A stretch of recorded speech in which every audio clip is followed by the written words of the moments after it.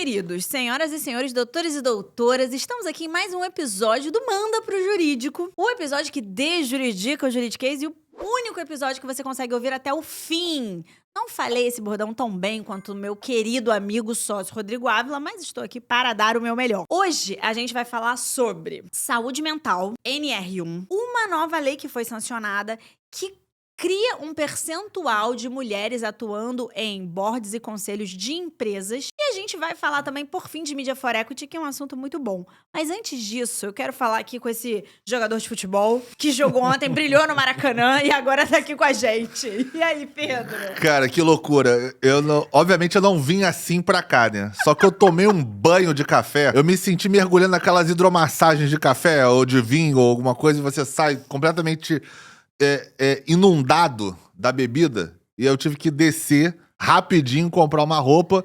Como eu não preciso de roupa, graças a Deus, eu tive que comprar alguma coisa que eu fosse usar. Então, em homenagem à minha vitória de 2-1, mesmo roubado, assaltado no Maracanã, estou aqui trajado com o melhor uniforme que existe no Brasil e no mundo.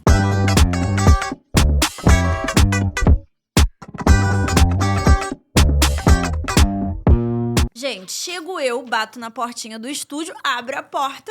Pedro tinha falado, gente, tem uma reunião tal hora, então vamos espremer o horário da gravação. Beleza, cheguei e tava o Pedro de short do Flamengo, blusa do Flamengo e casaco do Flamengo. Eu falei, gente, ou a reunião é com um jogador de futebol flamenguista, ou, não sei, ele mudou de profissão e tá aqui pra contar agora que, sei lá, virou cartola, não sei. Aí o Pedro, tá paisana hoje? Ele, cara, tomei um banho de café. Espero que não manche o terno, mas vamos lá.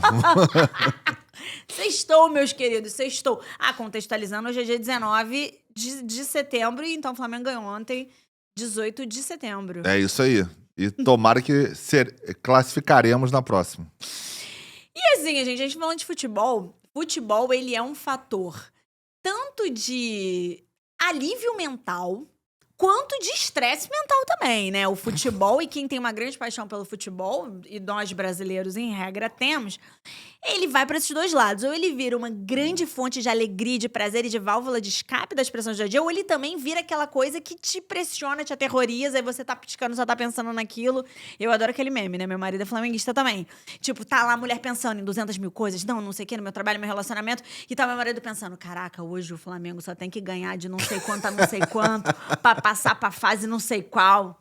Dá ódio, gata? Você sente ódio aí? Compartilha esse sentimento comigo. É assim, Pedro? Cara, pior, eu queria que o Flamengo afetasse menos a minha vida, mas eu tenho plena consciência que o resultado do jogo influencia no deslinde da minha semana ou do meu dia.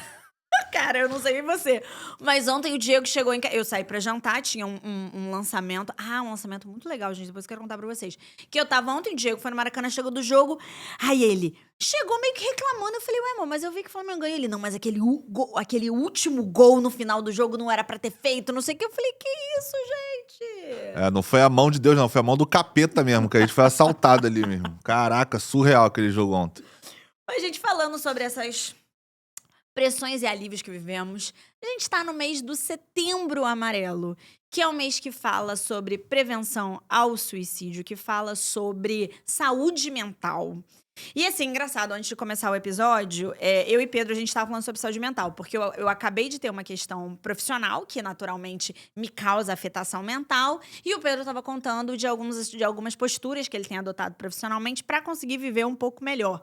Então, assim, embora nós não sejamos especialistas no tema, somos profissionais e pessoas que sofrem e convivem com essa necessidade de cultivar a saúde mental versus uma vida que te proporciona e te empurra todos os dias, né, Pedro? Pra, assim, ficar meio colapsado. Eu acho que a gente não é especialista do ponto de vista de ser formado nisso, mas a gente é especialista pela prática que a gente vive na advocacia. Porque o advogado, que ele não é estressado, ele não convive com o estresse, ou ele tá desempregado, ou ele com certeza tá mentindo. Porque é impossível, é inerente à profissão. O estresse, você resolve o problema o dia inteiro. Então, assim, não tem como você não lidar com o estresse. Agora, você tem que saber, outra vez, gerenciar o seu estresse, que eu acho que isso é muito importante e vai para todas as profissões. Quem estava aqui falando antes bate muito nisso. eu era um daqueles advogados, e eu já até falei nos episódios lá atrás, se você for ver, que, cara, eu atendi o telefone de madrugada, sábado, domingo de manhã, assim, não tinha hora, eu atendia todo mundo, o tempo todo, ficava naquela neura de atender, não posso deixar de atender esse cliente, senão vou perder o cliente, ficava naquela coisa. E aí, de ano pra cá, do ano passado pra cá, eu comecei a abolir isso e regrar. Se for urgente, naturalmente, a gente pode abrir uma exceção, mas a regra é dentro ali das minhas 12 horas, que é muito mais do que um CLT, por exemplo, trabalha, que é a média que eu trabalho, por exemplo. Cara, enquanto eu estiver no escritório, beleza, eu vou atender o cliente, eu vou fazer, obviamente, um gerenciamento de tempo, porque você não tem como atender todo mundo ao mesmo tempo, mas vou fazer aquele gerenciamento de tempo, de acordo com a necessidade e urgência ali do caso. E vou atender e vou equalizar ali com o pessoal interno do escritório o que tem que ser feito. Agora, sábado, domingo, feriado, horário maluco, 10, 11 horas da noite me ligando, cara, se não for questão de vida ou morte, não vou atender. Não adianta, vai ficar pro dia seguinte ou pro outro dia, porque não vai ser... Não faço mais isso. Não faz isso porque, outra vez, isso estava me afetando. Isso é performance. A gente até chegou a conversar maior. Eu ficava descascado, estressado, dá uma caspa na minha cabeça. Cara, o corpo te cobra. Então, assim, você vê, às vezes, o efeito reflexo do estresse de várias formas se manifestando no seu corpo. O meu começava a descascar tudo, desde a cabeça, tipo, com caspa até meu rosto. Se pegar gravações antigas minhas aí, algumas, você vai ver. Né, cara, todo descascado, pô, estressado, olho tremendo, as coisas malucas, assim. Então, assim... Vou morrer pelo cliente? Não vou dar, assim, minha vida metaforicamente falando pra ganhar o caso, pra fazer o melhor pra ele. Agora, eu não vou ter um AVC, um infarto, porque o cara tá querendo que eu responda a mensagem dele domingo, 7 horas da manhã. Então, assim, se esquece. E isso eu até estendo pra minha questão de síndico.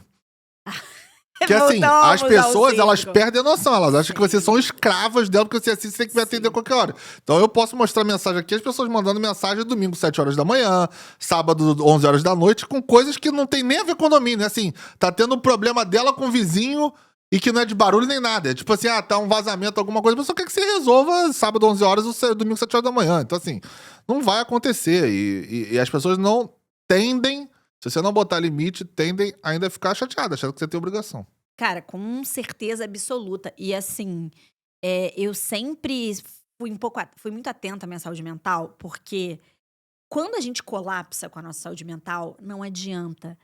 Tudo vai colapsar. A sua vida profissional vai colapsar, os seus relacionamentos amorosos e as suas amizades, seu relacionamento com a família vai colapsar. Então, assim, a saúde mental, eu acho que a gente vem numa toada de falando muito sobre isso e tornando isso cada vez mais importante, mas é porque, de fato, por muitos anos, acho que a nossa geração dos nossos pais, com certeza, e a nossa, em grande parte, negligenciou a saúde mental a ponto de você ficar completamente colapsado e perceber que sem saúde mental você não levanta da cama.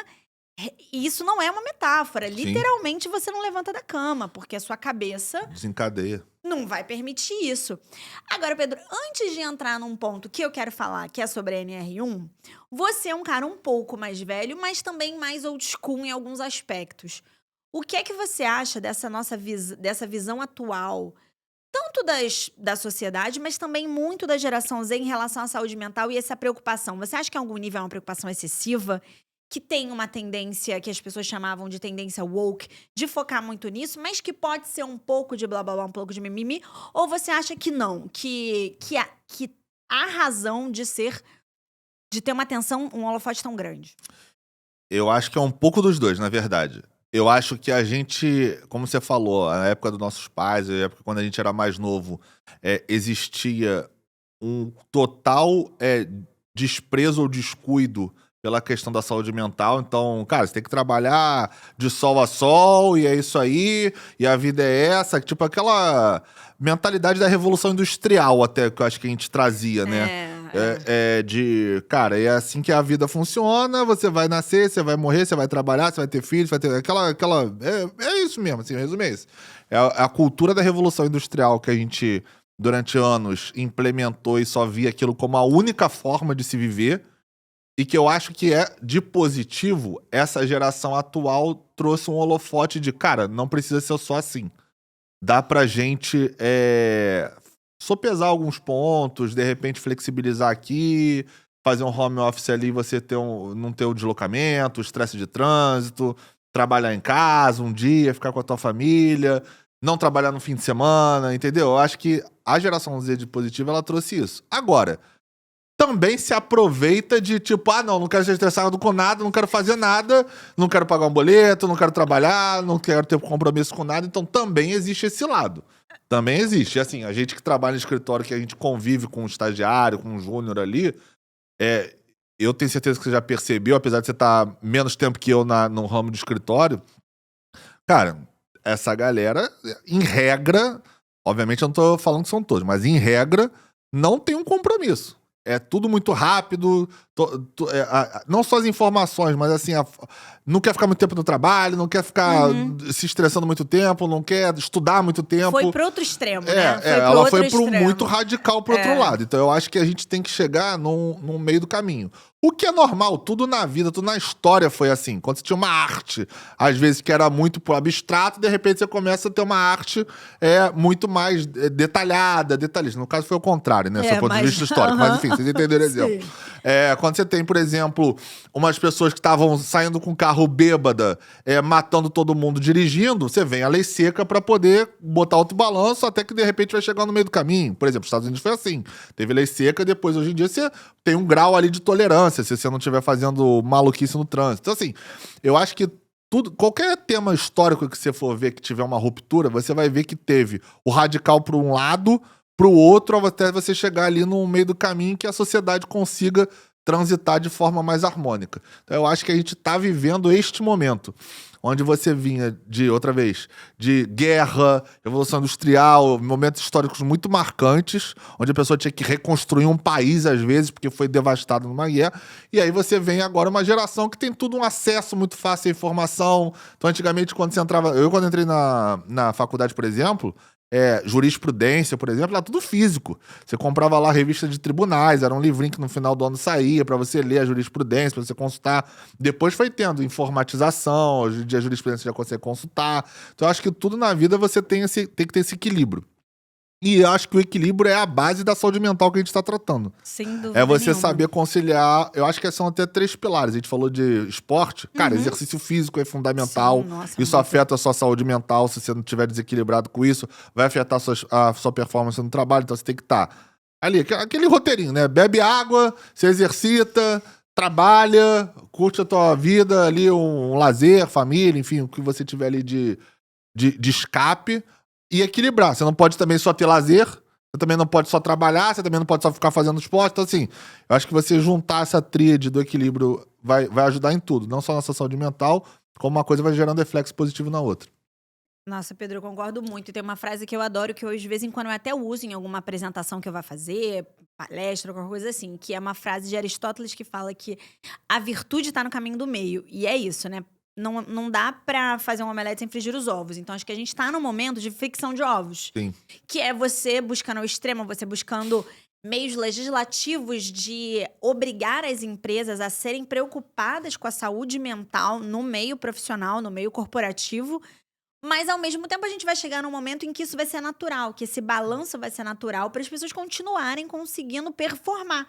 Porque sem isso você não consegue performar, né? E uma coisa muito interessante que eu tava pensando outro dia, porque sempre tem alguém que quer conversar com a gente, que fala assim, como é que você acha que eu posso... Conversas informais, que a gente sabe que são importantes. Como é que você acha que eu posso fazer pra me desenvolver mais profissionalmente? Cara, uma das primeiras coisas que eu falo sempre cara, cultive uma boa noite de sono, acorde cedo e faça uma atividade física. Eu acho que quando você começa nesse básico, obviamente, muitas outras camadas vão se desenvolvendo a partir de você ser um profissional de alta performance. Sim. E, enfim, alcançar um lugar relevante na sociedade profissionalmente. Mas quando você começa com esse básico, que é dormindo bem, se alimentando bem, fazendo uma atividade física, cara, você já vai estar um ser humano mais íntegro. E íntegro, eu não falo na sua postura em relação à vida. Ético, assim, mas na integridade, completude. Exato, e equilíbrio, que é balance, famoso balance, que, cara, tudo vai mudar, até a sua vitalidade. Sim. Pra fazer as coisas. Total. E até seu ânimo pra fazer as coisas, que é o que a gente precisa. Pô, a gente sai da Zona Sul, vem gravar, vai pro trabalho, cara, aí esse tipo de coisa acontece. Tipo, o Pedro recebe um banho, eu recebo um problema antes de chegar aqui. E aí, se você não tiver íntegro e harmônico pra lidar com isso, cara, isso já despatifou seu dia. Imagina se tivesse diferente, cara, um banho de café É. já ia ser suficiente pra, tipo assim, ferrou tudo daqui pra frente, ladeira abaixo. Agora... Não foi um banho de café no sentido positivo, foi um banho de café que eu estou preocupado se eu não perdi meu terno aqui, inclusive. Gente, Pedro não pode perder o terno dele, senão a economia colapsa. Mas enfim, tô saudável e não vai me impedir de trabalhar. Vai nem que tem que trabalhar com o look do Flamengo. Só estou com um look diferente e já devidamente justificado para nossa audiência aqui. Tem um dado, gente, muito relevante, muito assustador, que eu pesquisei pra gente fazer a pauta, que é a Organização Mundial de Saúde liberou um dado que estima-se que a terceira causa de morte entre jovens de 15 a 29 anos é o suicídio. 720 mil mortes por suicídio no ano é o que a Organização Mundial de Saúde estima. Isso é um número muito absurdo quando você pensa que essa é a terceira causa à morte. Então, naturalmente, é um ponto em que a gente tem que dar muita, muita atenção. E aqui no Brasil, como é que a legislação está dando atenção para isso? A gente tem a NR1, que é a norma regulamentadora que trata sobre as disposições gerais em saúde e segurança do trabalho. Como é que ela funciona? Ela funciona como uma porta de entrada para todas as demais NRs, que estabelecem princípios básicos de prevenção de direitos e deveres dos empregados e empregadores, e além de prever o que eles chamam de GRO, que é o Gerenciamento de Riscos Ocupacionais, e o Programa de Gerenciamento de Riscos, que é o PGR. O que em suma, a NR1 faz? Ela organiza o sistema de normas de segurança e saúde, dando as bases obrigatórias para que as empresas possam seguir para, enfim, proteger o seu trabalhador. O que aconteceu agora, que foi uma certa revolução que aconteceu em 2025 e que vai ser implementada e passada a ser obrigatória em 2026. Ela começou a tratar o aspecto de saúde mental nas empresas uma obrigatoriedade dentro desse programa de gerenciamento de riscos. Então, essa NR1 agora marca um divisor de águas na proteção da saúde do trabalhador e no combate das múltiplas formas de assédio dentro das organizações. Não trata-se... Assim, a gente não está falando só de um avanço normativo, mas é de uma mudança cultural de mentalidade de propósito, porque é a lei trazendo uma obrigatoriedade da empresa poder tratar... A empresa, hoje em dia, digamos, o que as empresas são muito preocupadas, né? Pedro sabe isso, todo mundo trabalha com empresa, ainda mais que tem muitos funcionários e que tem operações, trata. Prevenção a acidente. Acidente zero. As empresas são muito preocupadas com acidente. Mas o que é o acidente? O cara cair, se machucar, não tá usando corretamente o EPI. Só que agora, o marco da NR1 é dizer que doenças que são psicológicas, ou seja, o meio ambiente e o fator psicológico, ele também vai estar dentro dessa obrigatoriedade da empresa. Isso, na prática, é um impacto muito grande, porque as empresas passam a ser cobradas por isso. E, assim, naturalmente, nesse primeiro momento, a gente está falando das empresas que têm contratações seletistas. Uhum. Ou seja, se você é CLT, é a obrigação da empresa. Mas eu acho que algumas coisas vão se desenrolar a partir disso, Pedro, eu não sei o que você acha, porque a gente tem essa questão da pejotização, que inclusive agora está sobrestada, porque o Supremo Tribunal Federal vai julgar e compreender e, digamos, pacificar o tema na forma como são tratados os PJs no Brasil. Uhum. E aí vai ficar uma questão. Os PJs vão entrar nessa necessidade, os PJs vão ser excluídos, mas acho que, de todo modo, quando a empresa ela tiver que se adequar um posicionamento à NR1, ou seja, ela vai ter que mudar as normas internas dela no que tange a governança, a playbooks de segurança, naturalmente acho que o CLT e o PJ vai entrar, né? O que você acha? Então, eu acho super válida essa conscientização e até você botar isso em forma de lei para que haja essa, vamos dizer assim, obrigatoriedade das empresas a começar a se atentarem a isso. Só que assim, a gente tem que entender como isso vai funcionar de ordem prática. Qual vai ser a métrica estabelecida, qual vai ser o tipo de fiscalização do governo, já que ele legislou disso, para poder acompanhar essas métricas, essas estatísticas dentro de uma empresa. Pode o governo, através dessa lei, adentrar nas políticas internas da iniciativa privada? Como isso vai ser regulado? Como isso vai funcionar? A lei, você pegar para ler, ela é genérica. Então é o que a gente chama no direito, vamos dizer assim, uma norma em branco, né? Onde você vai precisar de alguma forma ali regular como vai ser feito de fato na prática. Como isso vai ser fiscalizado, assim, sendo bem pragmático. Então, assim, essa questão a lei não abordou. É válido a primeiro passo, mas assim, como isso vai? Essa fiscalização vai ser de fato ali no dia a dia? Vai ser o Ministério Público do Trabalho? Quem é que vai ficar a cargo disso? Vai se criar algum tipo de fiscalização? Um Inmetro vai fazer algum tipo de fiscalização nesse sentido? Essas certificadoras, como aquela, tipo, Great Place to Work, por exemplo, validaria? ISO? Como é que funcionaria isso? Então, assim, eu acho que carece de mais explicações sobre o viés prático de como o governo, ao adotar essa política, vai conseguir ter ingerência dentro da iniciativa privada, dentro das empresas, e qual o incentivo que ele vai criar isso. Porque, outra vez, quando você fala disso, também tem um custo para a empresa. Sim. Então, no meu entender, se o governo quer de fato implementar isso, não é só, vamos assim, aquela lei para inglês ver, né? Que o cara cria ali por causa de uma pressão popular, midiática, cria e deixa aquilo ali rolar, né? Se for uma lei que de fato vira uma política de Estado e não de governo, tem diferença, né? Governo é o da situação, ele faz aquilo por questão de voto. Do Estado o Brasil está se conscientizando que isso é importante, então a gente tem que adotar medidas para que a população brasileira, a nação brasileira comece a fazer essa virada de chave e se conscientizar para aquilo. Então, a gente vai ter que aguardar, porque isso é relativamente recente, então para a gente ver como que isso vai se desenvolver. Quanto à questão da pejotização que você falou, então é muito engraçado. Ontem eu tive uma reunião com um cliente à noite, foi até umas 7 horas assim da noite, pouco antes do jogo, 6, 7 horas, que era um caso claro onde existia, e que é a regra do empresariado brasileiro, uma confusão patrimonial. Por que eu quero dizer isso? O cara é uma PJ, mas ele usa o dinheiro da PJ para fim pessoal. E que isso, pela lei, é a regra do empresariado brasileiro médio. Sim. Tô falando de grandes empresas, falando do empresariado brasileiro médio. Que é a base Que é do a empresário. base, do 80%, empresariado 90% do brasileiro. Brasil. Exato. Dos empresários do Brasil. Então, que são os pejotizados, né? Também se incluem aí. Que o cara mistura. Por quê? Porque ele não cria uma profissionalização. Ele, no fundo, ele é o empregado dele mesmo. Ele é o empregado da empresa dele. Ele não é o sócio como ele deveria ser. Porque toda vez que você tem uma empresa, você tem uma lógica inversa do CLT. Você tem a lógica societária. Onde, ainda que você seja uma empresa unipessoal, uma pessoa só, é uma empresa, não é uma PF. Então, aquela empresa, ela tem que ter a contabilidade. Você não pode sonegar o imposto que você adotar de aquilo ali, vai ter reflexo na sua empresa. Você tem que definir um prolabore, um salário, uma retirada mensal de quanto é, obviamente baseado nas suas receitas versus a sua despesa. Porque às vezes o cara tem um padrão de vida de gastar, vamos dizer, sei lá, 50 mil reais por mês. Mas ele ganha 50 mil reais.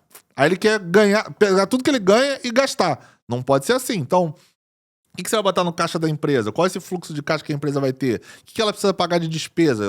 Alocação, condomínio, IPTU, funcionário, imposto. O que ela tem de despesa? O que sobra no final do mês? Sobrou, nesse exemplo que eu tô dando de 50, vamos dizer, sobrou 20. Tá, dos 20 eu vou pegar esses 20 pro salário? Ou eu vou deixar uma reserva de caixa para um dia que eu, de repente, perder um cliente, acontecer alguma coisa, eu conseguir ali pagar as minhas dívidas, as minhas despesas mensais básicas, por exemplo. Então isso tudo, a pessoa que empreende ou que ela vai para a iniciativa privada, para esse mundo do empresariado, ela tem que fazer isso.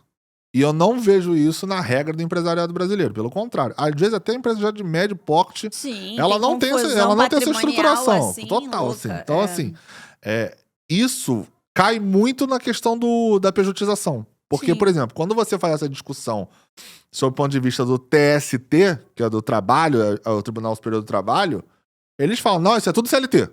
Paga tudo, porque essa pejotização é falsa, ele tá fazendo só pra não pagar os custos trabalhistas. Beleza. Existem casos assim, não tô falando que não existe. Aí você vai pro STF e fala, não, se o cara se pejotizou, acordo entre partes, acordo ali, entre eles é válido, não tem nada de trabalhista. trabalhista. Então, assim, tem que outra vez, tem que ter muito pro lado, muito pro outro, tá no momento da gente chegar num denominador comum ali. Da mesma forma que eu falei da geração Z, eu acho que também tem muita gente que se aproveita da pejotização, desse viés. Do Sim. cara falar, sabe que a contratação é uma contratação ali de PJ, que ele não vai ganhar de repente um pouco mais ou mais ou menos coisa, mas ele aceitou essa condição. Ninguém é obrigado a fazer, ele aceitou a condição. No final do dia, ele aceitou a condição. E ele se vale daquilo. E isso me incomoda muito quando é, por exemplo, advogado. Existe uma série de discussões jurídicas de escritórios grandes contratando PJzinhas, pequenas unipessoal de advocacia, e depois o cara entra, não, mas eu era funcionário, eu era CLT. Meu amigo, você é advogado. Você sabe claramente a diferença de uma PJ para um CLT, para um advogado contratado, para um advogado associado. Se não sabe, minimamente deveria saber. Então você não pode se escusar o desconhecimento da lei sendo advogado, né? Então, assim, para além de tudo isso, o advogado ainda, pra mim, é o pior, assim. Pra mim, esse tinha que ser radical. O cara contratou PJ, minha irmã é PJ. Ah, não, mas eu, cara, tu se vira, tu não devia fazer, por exemplo. Devia abrir mão, contratar, pegar, tentar Buscar alugar em outro lugar, trabalho. enfim, mas você sabia das condições. Então, assim, eu acho que tá no momento da gente chegar nesse denominador comum, Vamos entender estabelecer como é que o as parametrizações, STF, como é que vão vai ficar. tratar esse tema. Até porque isso tem reflexo. Então, assim, essa decisão do STF, ela vai valer, aí porque é do direito, né? Ex-tunc ou ex-nunc, ou seja, dali pra frente ou dali... Ou de trás também pega de algum período. Porque, cara, às vezes você contratou errado, vamos dizer assim, né? Tá com aqueles... Fora dessa parametrização que o STF foi estabelecer, isso gera efeitos, como, por exemplo, ter que indenizar essa diferença. Então, enfim, eu acho que isso aí é um... Vamos ter que aguardar essa decisão do STF, mas eu acho que, como a gente tá falando aqui, esse paralelo da Gen Z, né? Tem muito entre... Ok, tem que se atentar a alguns pontos, mas também tem muita gente que se aproveita desses pontos que estão ali meio na zona cinza para poder tirar uma vantagem. Esse tema que o STF, que o STF vai tratar para trazer uma homogeneidade aí na postura, ele também tem até ele traça um paralelo até com a forma como esses aspectos de saúde mental são tratados nos tribunais, porque você vai ter decisão que vai entender que isso, de fato, pode gerar um direito indenizatório quando a pessoa comprova ali que ela desenvolveu um burnout, que ela sofreu assédio, que ela sofreu bullying no ambiente de trabalho, e tem algumas decisões que não. Então, até a NR1, ela vem um pouco, aí guardando os paralelos entre a NR1 e aí a questão da PJ, mas até um paralelo na estrutura jurídica. A NR1 vem para sentar e dizer, olha... Isso deve ser um dever da empresa, então, embora a mídia especializada e muitos tribunais já entendam que isso é um dever da organização, agora a lei vem para deixar de forma assim inequívoca. Em relação às PJs, era isso. Você tinha decisão para todos os lados. Tinha decisão que entendia que, de fato, deveria se equipar ao CLT com todas as verbas trabalhistas adequadas. E você tinha outros que não entendiam dessa forma. Aí, dependendo do cargo, da relevância, do nível de especialização intelectual, inclusive até trazendo um pouco nessa pegada do que o Pedro falou dos advogados. E aí vai vir o STF para dizer, galera, as regras vão ser tais. É isso, vai ter uma decisão que vai dizer ali, vão ter, digamos, um pequeno checklist, e as pessoas vão fazer ali um deparo. É o meu caso, não é o meu caso. Agora, se vai valer do marco decisório para trás ou do marco decisório para frente, isso não é Brasil. No Brasil, nem o passado é certo. Então, vamos aguardar. Sendo dos próximos capítulos, acabamos tratando desses dois pontos. Uma coisa que eu acho legal, eu tenho duas grandes amigas que trabalham na parte de RH de empresas muito grandes. As duas, inclusive, da área de óleo e gás, que é uma área muito grande aqui, especificamente no Rio de Janeiro. E tem algumas coisas, porque a NR1 ela era para entrar em vigor em 2025, ela foi postergada para entrar em vigor só em maio de 26. Justamente para as empresas se adequarem, porque é muito justo quando você tem uma mudança nesse nível, de você dar um tempo para as empresas se adequarem. Coisas legais que as empresas estão fazendo. Muitas já fazem, até porque isso, saúde mental, muitas empresas já estavam tratando como uma obrigatoriedade da corporação, independente de uma cobrança do Ministério Público ou não. Por exemplo, você ter um canal de denúncias que seja crível, que seja imparcial. Você conseguir treinar os gestores para entender quais são os sinais de riscos, entender conversas difíceis, isso assim, na verdade, é muito difícil, né? A própria LGPD já trata dados de saúde como dados sensíveis, então acho que as empresas estão tratando isso porque é uma previsão da LGPD e agora tem essa outra camada de necessidade, quando a gente está vendo a NR1, de tratar isso com o máximo de sensibilidade possível, ter informações e, se tiver, da forma mais sigilosa possível em relação ao estado de saúde dos seus dos seus colaboradores ali, falando agora sobre a integralidade, independente se é CLT ou não. Eu, particularmente, acho um tema muito importante, gente. Eu acho que, assim, Setembro Amarelo não deve ser só um post-it ou um post das empresas falando, aqui na empresa nos preocupamos com saúde mental. Eu acho que sim, tem que ser uma coisa muito importante. A gente tem uma dicotomia mundial em termos de diferença como está sendo tratado carga horária de trabalho. Nos países asiáticos, o trabalho excessivo, ele já é a regra. E tem algumas empresas, como do Vale do Silício, que estão começando a adotar essa regra, que é uma regra em que você trabalha... E não nós, profissionais liberais, que já trabalhamos 12 horas, mas você, seletista, trabalhando ali 12 horas, às vezes 6 vezes na semana. E a gente também tem, por exemplo, você também tem um bloco como a União Europeia que preza muito mais pela qualidade de vida, né? Assim, se você já viajou, já passou um tempinho em alguns países da Europa, ainda mais os países mainstream, né? Os que compõem a União Europeia, cara, você vê que os caras têm uma relação diferente com o trabalho. Então, Verdade. assim, tem também aspectos culturais nessa questão, né? Total. Eu, por exemplo, quando eu morei na China, eu vi muito isso também. E a gente fica sabendo de histórias assim, porque o que acontece? Na China, se você nasceu numa cidade do interior, você não pode fazer, por exemplo, faculdade em Xangai, onde eu morei. A não ser que no Enem deles, vamos dizer assim, as suas notas sejam excelentes, qualificáveis dentro do ranking nacional do Enem deles, vamos dizer, lá em cima, e aí você é escolhido para ir morar em Xangai, Pequim ou num grande centro qualquer da China. Aí você tem, vamos dizer assim, o direito de poder migrar internamente, né? Porque se você não atingir essas metas, você vai continuar morando na tua cidade. E isso gera um efeito psicológico. Sim. Porque ele sabe que no interior ele não vai conseguir prosperar tanto quanto se ele for morar, no exemplo que eu dei, em Xangai, onde eu morei. Então, isso gera uma pressão psicológica no estudante absurda do ponto. Cara, eu tenho que dar minha vida aqui estudando para eu poder avançar, progredir, ter uma ascensão social, progredir financeiramente, dar uma condição melhor para minha família, enfim. Então, essa pressão gera esse resultado negativo que a gente falou, porque as pessoas que não conseguem ou que elas chegam no nível de estafa mental muito grande, elas acabam tomando medidas mais drásticas aí quanto à vida delas. Mas, assim, isso acontece muito também de um modo geral, até saindo da China, na Coreia também, enfim, Japão. São países que têm essa questão, porque a cobrança de você estar estudando, ser um cara dedicado, performando, né? é muito alto. Isso está inerente à cultura deles. Que é diferente quando você vai pra Europa mesmo, quando você falou. Você vai ali principalmente, Portugal, Espanha. Espanha tem a siesta. O cara vai dormir 2 horas no almoço. Tudo fecha.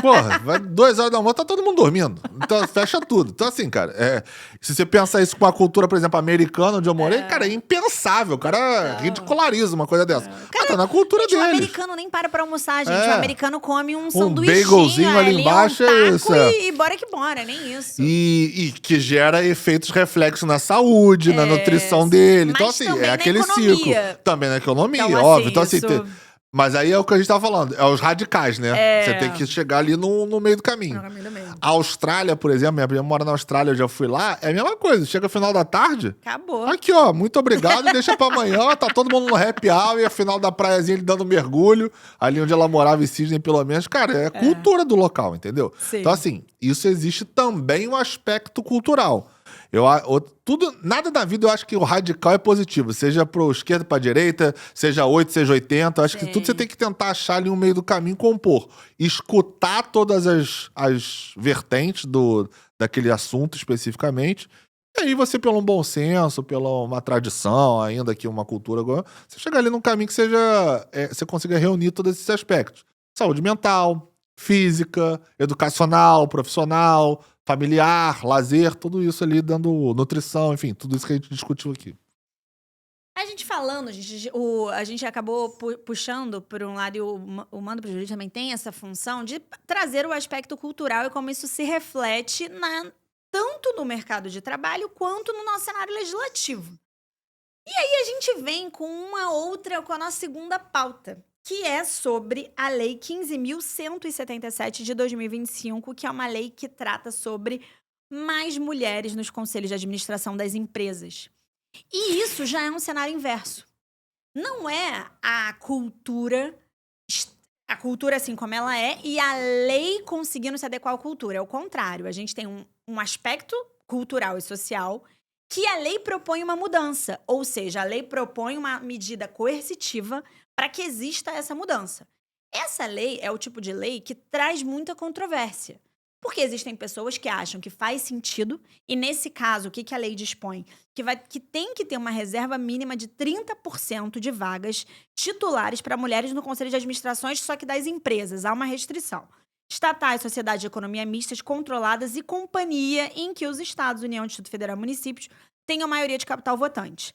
No caso das companhias abertas, né, que são essas companhias que negociam as suas ações, a adesão é facultativa, pode ter alguns incentivos do Poder Executivo, mas a adesão ainda é facultativa. Ou seja, essa lei não traz obrigatoriedade para as empresas de capital 100% privado.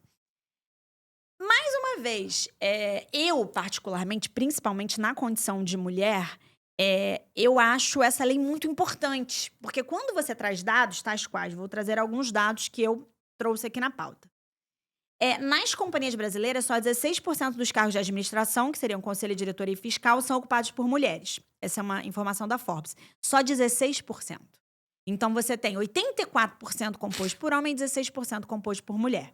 Isso é uma diferença muito gritante. Nas estatais federais, mulheres ocupam 23%, que já é um pouquinho maior, 23,8% das cadeiras de conselho. Isso é uma informação da Sindicef de São Paulo. Esse tipo de informação, ele acaba sendo muito relevante para dizer, cara, mulheres não estão chegando lá. Aí, Pedro, eu te pergunto, o que você acha? Você acha que a gente deveria viver um movimento natural em que existiria uma ocupação maior das mulheres em cargos de conselho pelo desenvolvimento social, porque você vê mais mulheres no mercado de trabalho e, naturalmente, elas vão crescendo nas empresas e no mercado corporativo e, em algum momento, vão ocupar o cargo de conselho? Ou você acha que esse tipo de lei, de fato, é uma lei muito importante porque ela vai trazer um nível de coerção e vai mudar as coisas um pouco mais rápido? Eu acho que é o mesmo princípio do que a gente estava discutindo aqui antes. Quando você tem o extremo muito para um lado, você tem que tentar equalizar para você chegar no meio do caminho que seja razoável dentro de um contexto social. Agora, cota especificamente, eu sou contra no longo prazo. Eu sou a favor para ela resolver um problema, uma situação que deve ser corrigida sob o ponto de vista histórico, estatístico, seja lá qual for o dado, mas eu acho que ela não pode se perpetuar. Então, por exemplo, não vou nem me trazer aqui o assunto feminino, vou trazer no segundo momento. Cota para, por exemplo, pretos da universidade. Pessoas pretas e pardas, né? Foi super discutido no Rio de Janeiro uma época. Eu não sou contra você estabelecer isso quando você tem um dado que demonstra que existe algum tipo de discriminação para esse grupo de pessoas. Quanto a isso, eu não sou contra. O que eu sou contra é você usar isso como política eleitoreira e perpetuar essa condição. Então, o que eu quero dizer com isso? Se existia um déficit educacional que esse grupo de pessoas não conseguia chegar na universidade, você tem que trazê-las para a universidade por uma série de motivos, para elas conseguirem empregos melhores, para elas serem inseridas no mercado de trabalho de uma forma mais justa. Beleza. Só que de nada adianta você adotar essa política se você não, por exemplo, capacitar a educação básica pública. Porque essas pessoas vão continuar dependendo do Estado, independente de você estabelecer cotas na universidade. Sim. E vai ser para sempre. Só que isso é medida populista. Porque ninguém quer tirar uma cota porque vai ter gritaria, tu vai perder voto e todo mundo quer botar cota porque você sabe que você vai ganhar voto. Só que isso, para a pessoa que tem um mínimo de visão, ela vai entender que aquilo não está ajudando ela. Ela ajuda ela numa maquiagem a curto prazo. Mas no longo prazo, nada adianta eu te botar na faculdade nessa condição. Se lá no mercado de trabalho você não vai conseguir trabalhar, você não tem uma mínima capacidade de raciocínio lógico ou interpretativo para poder lidar com cargos que vão fazer você progredir na sua carreira. Porque na iniciativa privada, principalmente, até no concurso público também, para você passar um concurso, você não vai passar. Então, assim, de nada adianta se você não tiver a base, outra vez, educacional grande.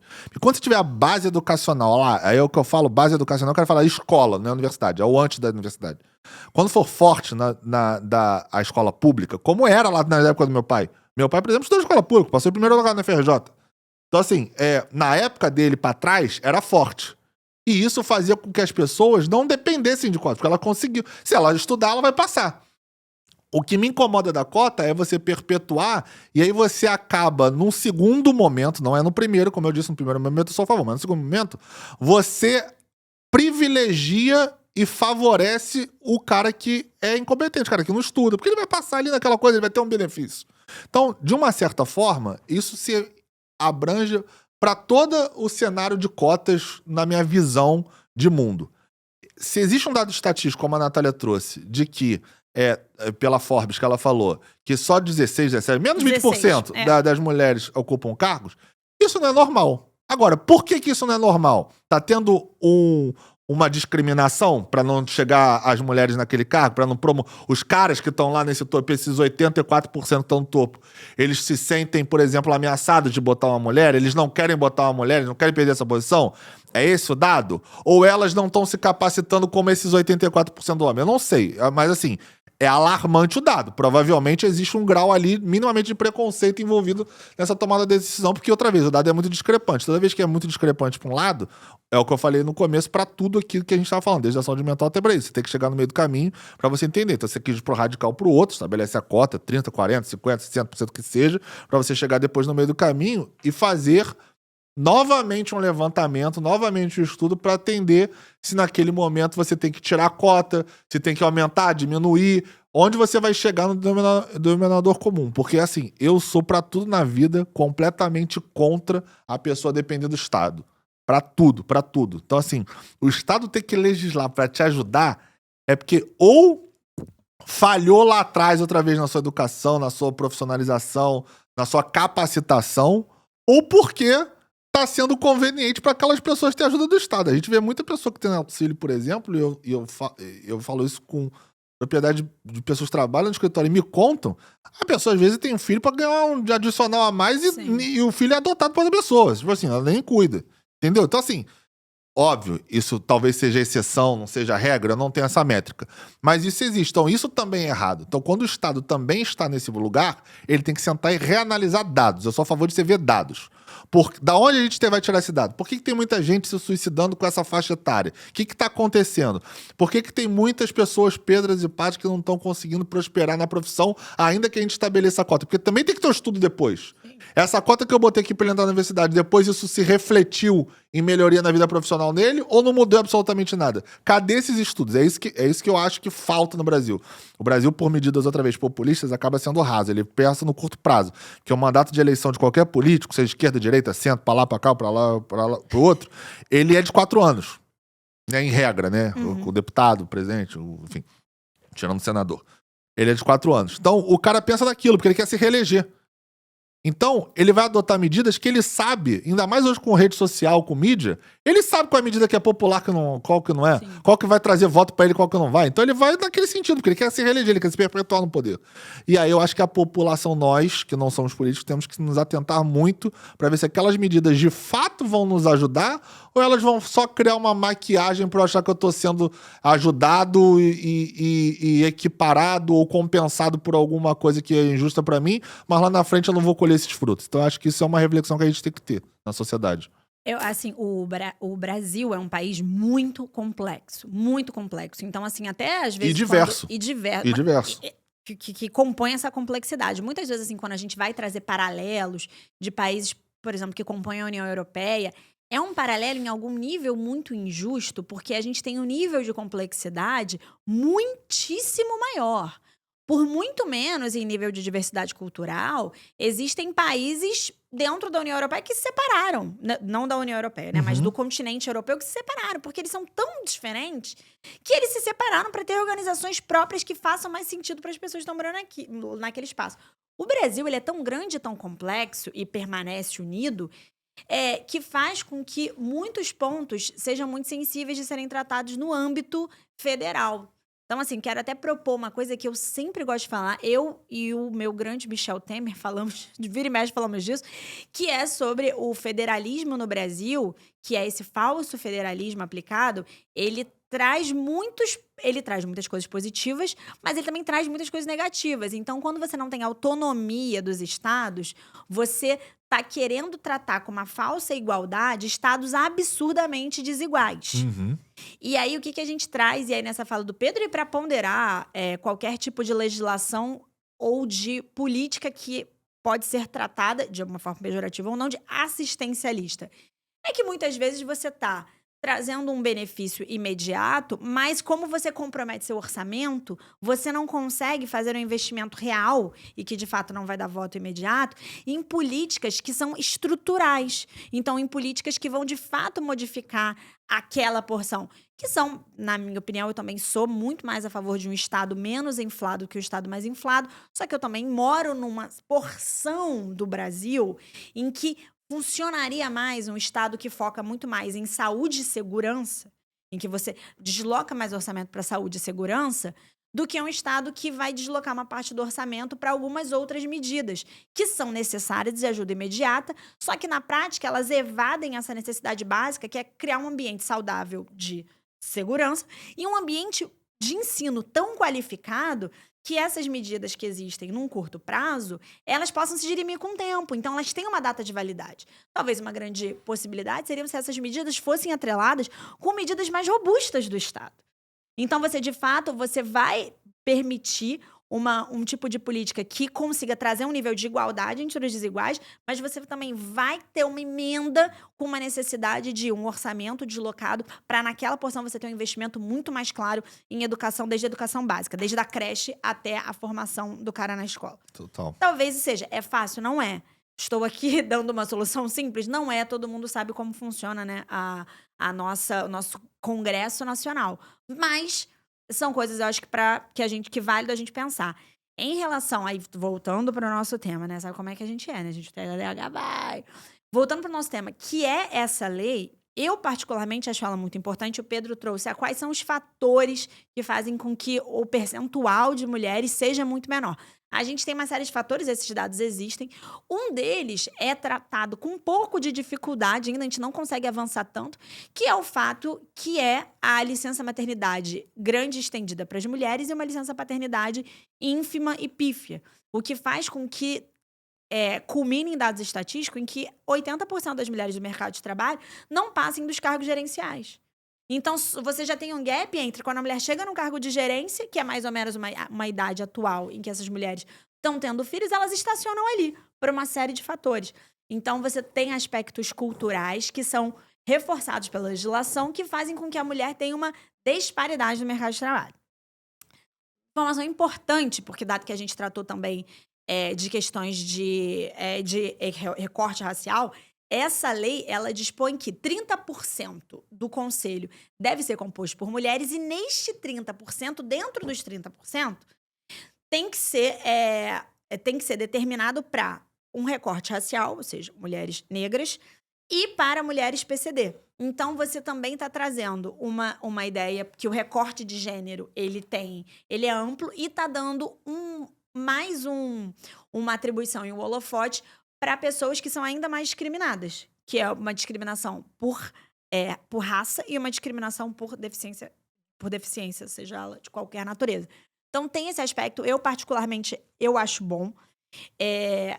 As estatais, elas vão ser obrigadas, vai ter um enforcement, que a gente chama, porque os órgãos de controle, se eles entenderem que aqueles 30% não estão sendo cumpridos, que há uma infração a essa disposição legal, a empresa fica impedida de deliberar. O que todo mundo sabe, que pela lei das SAs causa um caos completo, porque imagina uma empresa que não pode deliberar, né? Ela não vai poder fazer absolutamente nada. Então, até trazendo um paralelo com a NR1, essa lei, no caso aqui, ela já trouxe o que você tem que fazer e qual é a sua sanção punitiva caso você não faça. Sim. Eu acho que vai ter um efeito positivo, porque eu acho que as empresas de capital aberto e as demais empresas privadas que têm uma imposição legal pela lei das SAs de ter um conselho constituído, eu acho que elas vão acabar entrando nessa onda, até porque vai ser muito positivamente visto. Já é positivamente visto isso, né? Uhum. E eu acho que isso vai acabar rolando. E a gente tem alguns dados, eu não tô achando que eu não lembro se a gente colocou. Mas eu não lembro o que eu coloquei, mas que as empresas que têm um percentual maior de mulheres nos seus quadros de conselho, elas têm um crescimento e um desenvolvimento maior. Eu acho que eu não coloquei aqui na pauta, mas eu vou, de repente, pedir pra Beca colocar em algum corte que a gente faça sobre isso. Pra dizer que isso não é uma medida boazinha que você tá colocando gente não qualificada. Isso é uma medida que tá trazendo diversidade pro seu conselho, e diversidade é muito importante, inclusive, pra maximizar lucro, pra você poder desenvolver melhor o seu negócio. Não é só uma medida boazinha, bota uma mulher ali porque vai ficar melhor. Não. Coloque uma mulher ali porque ela tem competência pra isso e porque isso vai ter um impacto positivo no seu negócio e, naturalmente, no nosso ecossistema econômico e social, assim. Eu, particularmente, sou entusiasta, mas, obviamente, isso é uma causa que me afeta muito. Então, por isso, eu tenho mais dado, eu tenho mais informação e eu sou muito mais sensível. Mas, assim, vale também pra todo mundo falar o que achou da lei, o que não achou. É justo, né, Pedro? Justíssimo. Deixa aí seus comentários, então, pra gente saber. Bora. Bom, bora que estamos aí todos na correria. Por fim, um tema bom. Não sei o que você acha desse tema, Pedro. Não sei se você já trabalhou com isso, eu acho legal. Que é o tema de Media for Equity no Brasil. Cara, estamos nessa era de Economy Creator. O que é Economy Creator? Manda para o jurídico, está inserido no Economy Creator. Estamos aí inseridos nessa lógica de redes sociais, digitalização dos negócios, em que quando você está lá, a sua visualização, o seu alcance, o seu engajamento, o seu potencial de venda, eles são revertidos objetivamente em dinheiro. E muito dinheiro, né, Pedro? É muita grana que rola. Fazer a Media Equity, pra quem não sabe, é quando você troca, por exemplo, a sua marca pessoal, ou seja, a sua visibilidade, por uma participação societária, por exemplo, numa empresa. Então, o exemplo que está até na pauta aí que a gente trouxe, a Paula de Oliveira entra com uma sociedade, entra numa sociedade onde ela bota a exposição dela, marca Paula de Oliveira, né? Porque quando eu falo ela marca, por exemplo, o Pelé era uma marca. Por isso que ele não falava Edson Arantes do Nascimento, ele falava Pelé, porque aquilo é a marca dele. A Paula de Oliveira é uma marca. Porque quando as pessoas olham ela, elas veem um conceito de pessoa, de personalidade, melhor dizendo, que aquilo vende. E isso é interessante para a empresa. Então, ao invés de você entrar ali com dinheiro, na participação societária, você entra com a sua imagem, porque aquilo vai alavancar naturalmente as vendas da empresa. Então, o Media Equity é nesse sentido. É quando você troca uma exposição midiática, vamos dizer assim, por participação societária dentro de uma empresa. E eu sou muito entusiasta do Media for Equity e dessa nova forma de entrada ou uma possibilidade até de estruturação de vesting nas empresas. Ou seja, você se tornar sócio a longo prazo de uma empresa com alguns gatilhos específicos. Não investindo dinheiro, mas investindo essa troca de exposição e tudo que decorre da exposição. Mas, ao mesmo tempo, isso é o famoso, assim, a estrutura é incrível, mas tem tudo para dar errado.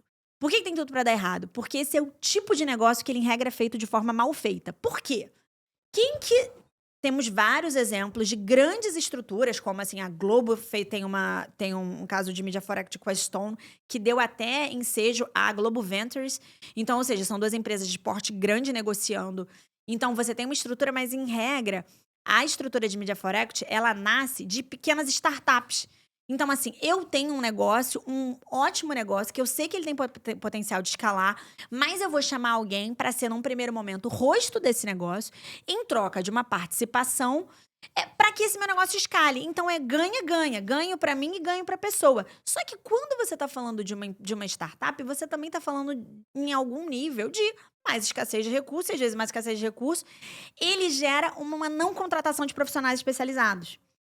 E o caso de Media for Equity, como ele é um caso um pouco sui generis, a gente não tem uma lei que trate de Media for Equity.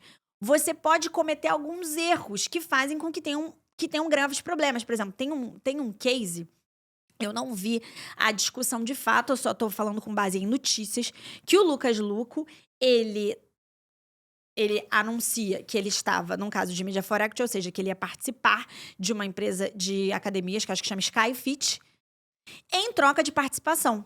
E, ao final, ele não recebeu a participação. A empresa alega que nunca havia um alinhamento para a cessão de uma parte das cotas ou de ações em troca da exposição, e ele diz que sim, enfim, ficam nesse debate. Isso com o que é veiculado nas reportagens, tá, gente? Ou seja, ausência de contrato, não quis contratar advogado e agora vai pelejar aí. Não é... além da ausência de contrato, se tiver um contrato que não tem uma previsão tão clara em relação àquilo, ao que é tratado. Então, assim, eu acho que o caso de Media for Equity, ele é um caso muito legal, ele é muito interessante, ele se relaciona amplamente com o Economy Creator, que é algo que é uma boa parte da nossa estrutura social ainda, é essa nova forma de monetização e de crescimento das empresas, mas, ao mesmo tempo, tem que ser feito com um pouco de cuidado, porque, assim, você não tem uma natureza jurídica contratual específica. Inclusive, na lei da limitada, ela veda a integralização do capital com mão de obra.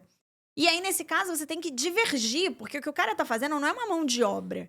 Ele tá trazendo uma exposição, então ele vai estar sendo remunerado de uma forma diferente. Aliás, ele vai estar comprando de uma forma diferente a participação dele. Tudo isso tem que ser previsto. Um potencial diluição de quem já tá ali dentro. Você tem que tratar. Mas, como são casos, e a gente aqui no Manda Pro Jurídico vê isso todos os dias, quando a gente está na relação com os patrocinadores, você tem que comprovar o retorno das suas métricas. Então, talvez métrica de engajamento, de venda, de visualização, de alcance, eles também possam entrar como métricas que aquela parceria tem que alcançar para talvez uns gatilhos para um potencial vesting. Então, beleza, você vai estar vestido de X% das ações ou das cotas, caso você bata todas essas métricas. São pontos que são dois mundos que conversam. O mundo do Economy Creator e o que vem dessa exposição, que a gente ainda está entendendo na prática. E o mundo das sociedades, sejam elas limitadas, SAs, qual é a estrutura ali adotada naquela empresa.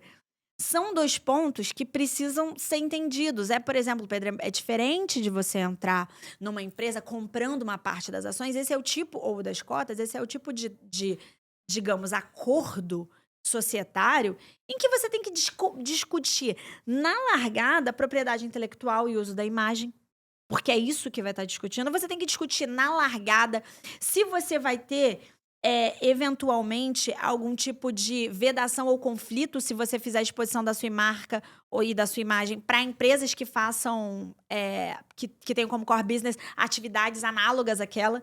São muitos detalhes que eu acho que têm que ser tratados, eles são necessariamente tratados, porque isso tem um potencial de 80% de dar problema, mas, ao mesmo tempo, eu vejo uma sinalização de que pode ser muito relegado, porque você precisa fazer negócio, precisa fazer rápido, às vezes não vai contratar um profissional qualificado, vai fazer do jeito que tá, vai dar 2, 3 anos, aquilo vai dar merda. Na verdade, eu não vejo como problemático, não, sendo bem sincero. Eu vejo problemático as pessoas quererem fazer isso sem contratar um advogado ser especializado e você possa diminuir isso. Você pode fazer 30 contratos, seção de direito, de imagem, propriedade intelectual, contrato de confidencialidade, contrato de cláusula de não compete. Você pode ter várias coisas. Ou você pode simplesmente fazer um contrato atípico numa última análise.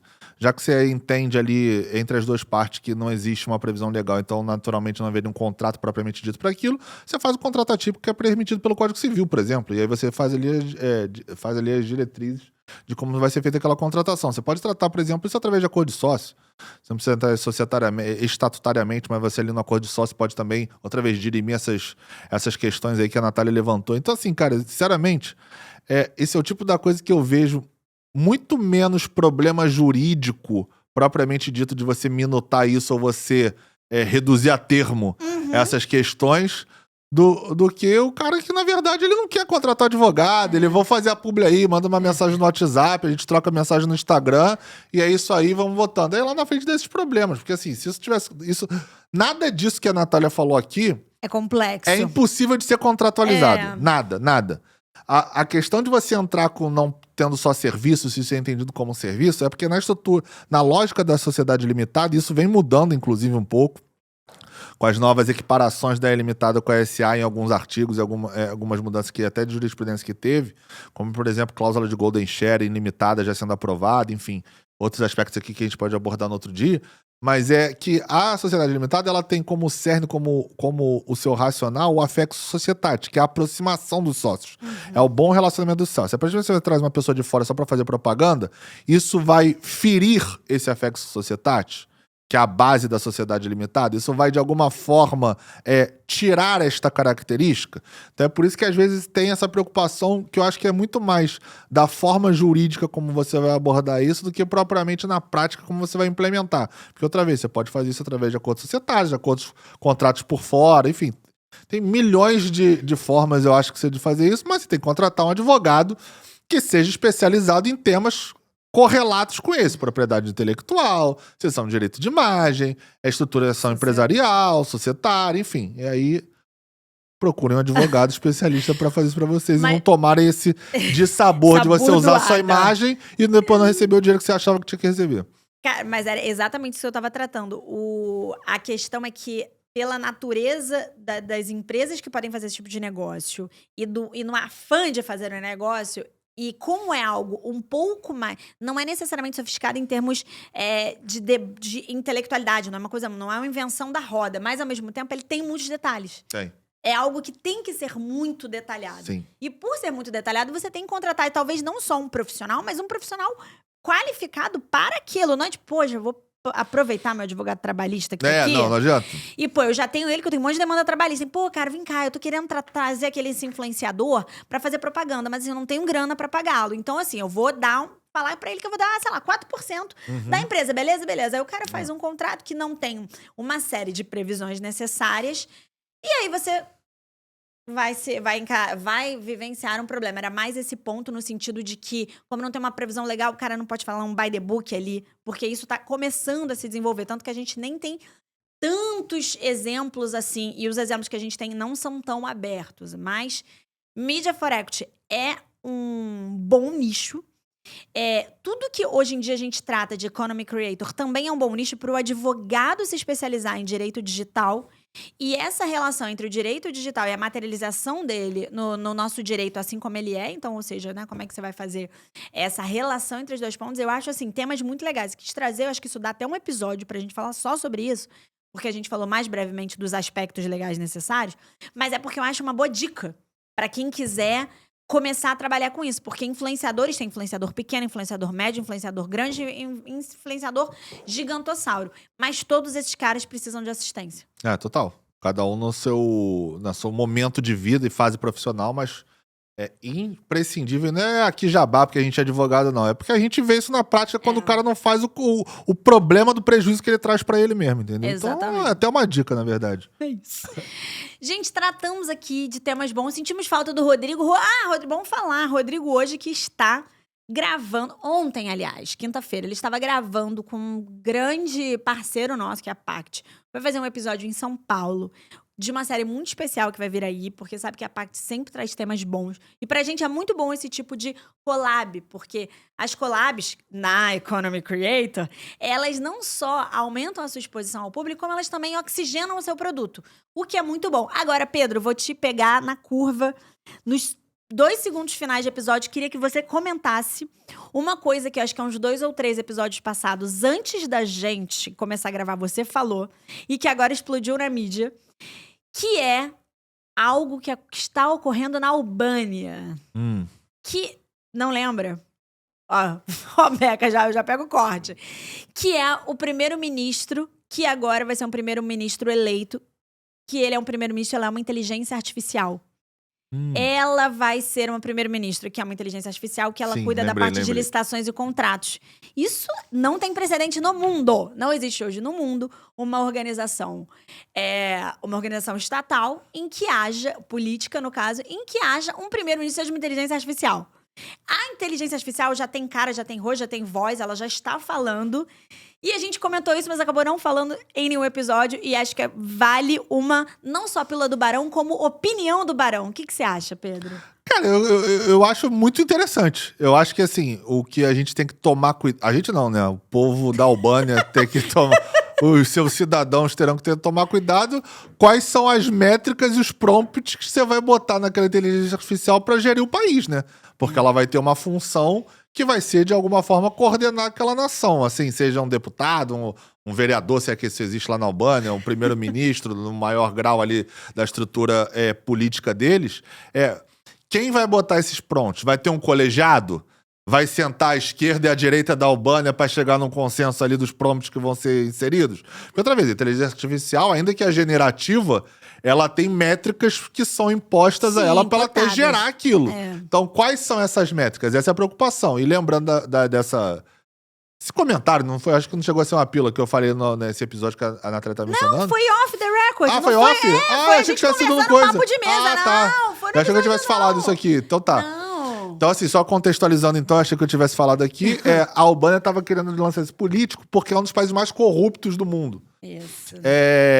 E aí deram essa ideia de lançar o cargo político via inteligência artificial, para não só reduzir o custo do Estado de, sei lá, centenas de políticos que tem lá, como também minimizar a corrupção que existia no país. Então, assim, é uma questão interessante. Eu acho difícil a implementação e a aprovação, até porque quem tá mamando na teta do governo não vai querer abrir mão.